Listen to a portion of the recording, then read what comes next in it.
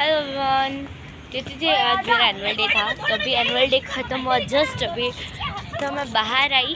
वैसे मेरे को पे वो मैं स्कूल में इतनी बेकार लगती हूँ पीटी यूनिफॉर्म में। फर्स्ट टाइम मैं खुद को क्यूट लगी, खुद को।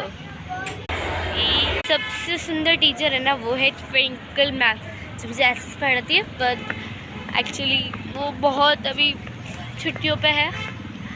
ओहो, आज वो आई नहीं, वरना वो इतना सुंदर लगता है ना साड़ी में। मैंने डांस करना किसी ने वीडियो नहीं, मैं इतना गुस्सा आ रहा है ना। अब मुझे एक इतना टैलेंटेड बच्चा दिखा ना, जस्ट लाइक वो अपने टैलेंट को मेरे पास शो कर रहा था।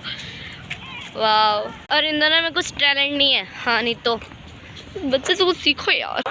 ये मेरे 12th में पुराने बच्चे आज सब मिल रहे हैं मेरे। सबके पैड में सबकी कंप्लेन की। अच्छा, मैं लास्ट में जा रही हूँ, वरना मेरी भी कंप्लेन करते थे मेरे फ्रेंड। हमारी स्कूल के सबसे बड़े सिंगर।